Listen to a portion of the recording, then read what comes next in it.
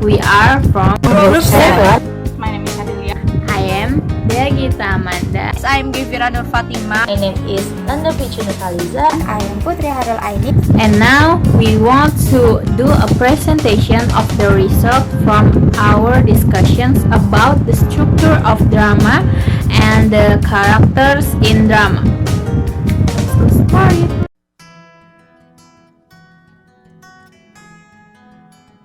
I will explain about struktur drama klasik.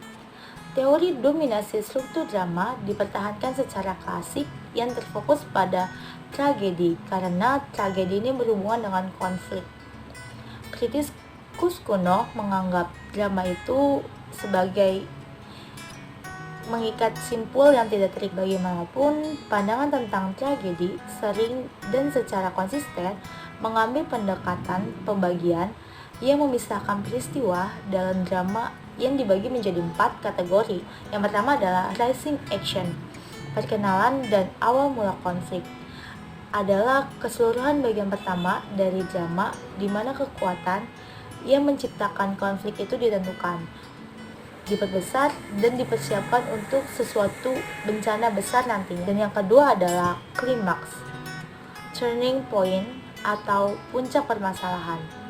Adalah jeda pertama dalam cerita atau drama yang terjadi ketika sang pahlawan membuat keputusan atau penemuan baru yang baik untuk dirinya atau orang lain yang ada dalam drama tersebut. Tindakan yang menyela segala hal lain yang terjadi pada drama tersebut bisa disebut dengan klik. Dan yang ketiga adalah falling action, perbedaan konflik atau penyelesaian konflik. Mengikuti klimaks dan biasanya menyajikan cara di mana sang pahlawan perlahan-lahan dikuasai dan menjadi semakin tidak berdaya. Dan yang terakhir, yang keempat adalah kata spur atau ending dari akhir cerita. Kata spur adalah akhir dari aksi dalam drama tersebut dan ini mirip dari hasil logis dari gerakan naik turun. And I want to explain about plot and story. Plot is the central aspect of all drama, the correlation between characters and main idea. Plot adalah urutan beberapa peristiwa dan setiap peristiwa tersebut mempengaruhi peristiwa lainnya melalui prinsip sebab dan akibat. Isi dari plot itu sendiri adalah cerita fantasi yang merupakan jalan cerita yang tersusun secara kronologis dari awal hingga akhir, saling berkaitan dan bersifat sebab dan akibat. Maka dari itu, plot harus dikembangkan sedemikian rupa untuk menarik minat penonton dan membuat mereka menebak-nebak apa yang akan terjadi selanjutnya. Yang kedua adalah story and plot. Apa sih perbedaan story dan plot itu? Story is about the who, what, and where within your concept. The plot is about the how, when, and why everything within the story happens. Plot frames can be used to help you figure all of that out. Story addresses an assumed chronological sequence of events, while plot refers to the way casually and logically connected. Secara singkatnya itu, plot adalah apa yang terjadi dalam narasi seperti di buku, novel, atau film. Sedangkan cerita itu inti dari buku atau film tersebut. Jadi plot itu lebih perspektifnya lebih rinci, sedangkan cerita itu mirip dengan pandangan secara umum atau hasilnya dari si penikmat karya. Selanjutnya adalah change of structure. In the 19th century, largely because of the influence of Ibsen, drama caused to adhere to any informal presentation of rising action, climax, falling action, and catastrophe. The basic dramatic structure is divided to 6 terms. Those are expositions, exacting action, rising action, climax, falling action, and catastrophe. Struktur itu ada 4, yaitu prolog, dialog, episode, adegan, dan epilog. Urutannya bisa berubah tergantung penulis naskahnya mengkombinasi beberapa bagian menjadi satu, misalkan agenda dan episode.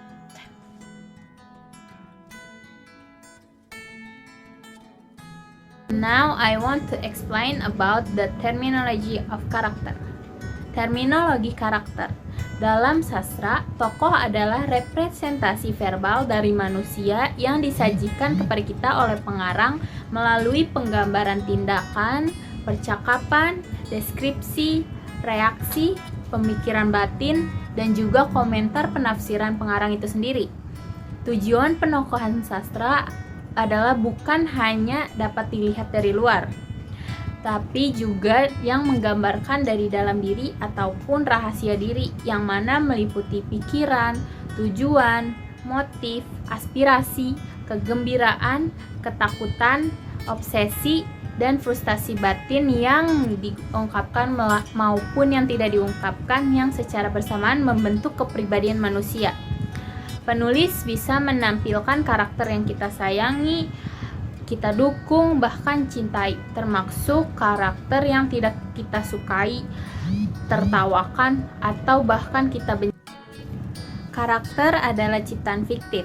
Dengan demikian, dramawan dapat menilai kemampuan mereka dalam seni karakterisasi.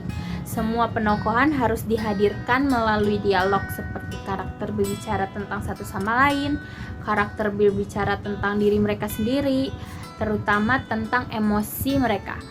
Kombinasi ucapan dan tindakan sepanjang drama, sela-sela kecil dan lelucon, ucapan kemarahan singkat, cacian yang panjang, semuanya menambah pemahaman kita tentang karakter dalam sebuah drama sebagai orang yang mungkin benar-benar ada. Character in action. Character analysis is very much by observing their action in the drama. We ask mainly why the character does what he does and conclude that it must be because he is a certain type of person. For example, the part of Othello character Sleepy, Desmona, in the face when she becomes angry with jealously. In other words, characters usually do things for a reason. Character motivation. Here are some kinds of motivations carried out by the character as follows. 1. Hope for reward. The main character wants to bring happiness and prosperity to himself, thus he loves all this action were planned to hasten the coming of prosperity. He did almost nothing but work for this cause. Love. Basically, a certain extension of the expectation of rewards. A character is driven to perform certain action because of the love he has, the love he wants, or the love someone has for him. Fear of failure. The upside of fishing for a reward. The character works a certain way because he fears he will, because if he doesn't, everything he does is designed to delay or prevent to the appearance of a literal or spiritual misery, failure or poverty. A character acts in certain way because he is threatened with the of torture if he doesn't do what he's told. 4. Religion's feelings. Sometimes this discovery of character motivated by religious beliefs. His character act out of a deep feeling and belief that his action is directed by God. His motivation diminishes to the extent he acts the way he thinks he should. 5. Revenge. A character display his character with the motive of revenge. There are many plays representing player and minor character who are motivated by the desire to avenge the death of a loved friend or relative. Characters are usually willing losing his own life with necessary as long as he was able to kill someone who had wronged him greed. The type of character motivation include in the expectation of reward that becomes a sale. Motive in this own right. It can be said in one word really as the central topic of character motivation. Tipe-tipe karakter. Ada dua tipe karakter, yaitu karakter datar dan karakter bulat. Karakter datar. Karakter datar ini kurang menunjukkan representasi kepribadian daripada perwujudan sikap tunggal atau obsesi dalam karakter yang tidak tumbuh secara statis maupun dinamis. Dan yang kedua, karakter bulat.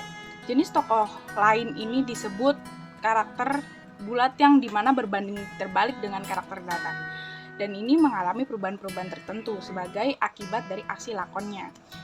Tokoh tersebut menunjukkan penokohan yang kompleks atau mungkin lebih rumit.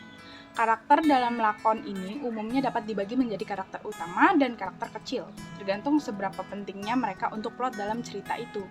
Sebagai aturan umum, karakter utama biasanya memiliki banyak hal untuk dikatakan dan sering muncul sepanjang permainan. Sedangkan karakter kecil memiliki kehadiran yang lebih sedikit daripada karakter utama. Lalu ada peran-peran dalam karakter. Di sini ada 3 peran dasar karakter yang disebut protagonis, antagonis, dan orang kepercayaan. Penjelasan ketiga ini disebut mulai dari tokoh protagonis. Tokoh protagonis ini yaitu tokoh utama atau sentral dalam alur cerita. Lalu antagonis adalah lawan dari tokoh protagonis yang peran tokohnya dalam lakon tersebut biasanya disajikan sebagai sisi buruk atau sisi jahat. Dan yang terakhir adalah orang kepercayaan, yaitu teman dari sang karakter utama, yaitu protagonis tadi. Fungsi orang kepercayaan ini adalah untuk memberikan karakter utama seseorang kepada siapa dia curhat di atas panggung, sehingga menunjukkan kepada penonton untuk mengetahui perasaan yang sebenarnya. I will explain the material of devices characterization. Devices characterization, setiap drama memiliki berbagai macam metode penokohan. Beberapa di antaranya sebagai berikut. Yang pertama, the appearance of the character. Dalam prolog, pengarang sering menggambarkan karakter fisik seperti bagaimana cara pemain berpakaian, cara karakter berjalan, karakter tampak menarik atau tidak menarik, tua atau muda. Singkatnya, dalam penampilan karakter, kita bisa menemukan kesan pertama tentang si pemain. Yang kedua, aside and soliloquies. Soliloquies adalah sarana untuk mengungkapkan kepada penonton apa yang ada di pikiran karakter. Seolah-olah karakter tersebut berbicara dengan lantang kepada penonton dan tidak ada yang lain di atas panggung yang dapat mendengarkannya. Kalau aside, biasanya cukup singkat dan sering diungkapkan saat karakter lain berada di atas panggung. Yang ketiga, dialog between characters. Dialog antara karakter mempresentasikan posisi dari karakter itu sendiri. Dapat dipastikan jenis kepribadian tokoh melalui cara berbicara atau bahasa yang digunakan dalam dialog antar satu tokoh dengan tokoh yang lainnya. Yang keempat, hidden narration. Penulis drama tidak menampilkan atau mendeskripsikan karakter tersebut dengan sebuah narasi. Namun, penulis naskah menceritakan melalui satu karakter ke karakter yang lain. Yang kelima, language. Ekspresi tokoh dalam menggunakan bahasa. Bahasanya baik dengan cara cepat, lambat, sepi, dan literal. Yang keenam, karakter in action. Motivasi tokoh dalam bertindak juga merupakan salah satu yang terpenting dalam perangkat penokohan. And the last, material of technique of characterization. Tokoh-tokoh dalam drama dicirikan menggunakan berbagai teknik penokohan. Seseorang dapat membedakan antara penokohan yang dibuat oleh pengarang dalam teks sekunder atau autorial atau oleh tokoh-tokoh dalam drama figural, dan apakah penokohan tersebut dibuat secara langsung eksplisit atau tidak langsung implisit. Cara berbagai bentuk penokohan ini dapat dilakukan dalam drama sebagai berikut. Explicit autorial, deskripsi karakter dalam komentar penulis atau arahan panggung yang menyebutkan nama. Implicit autorial, korespondensi dan kontras secara tidak langsung mencirikan nama. Explicit figural, mendeskripsikan karakter dan komentar tentang karakter lain. Yang terakhir, implicit figural, penampilan fisik, gerak tubuh, dan ekspresi wajah atau bahasa tubuh.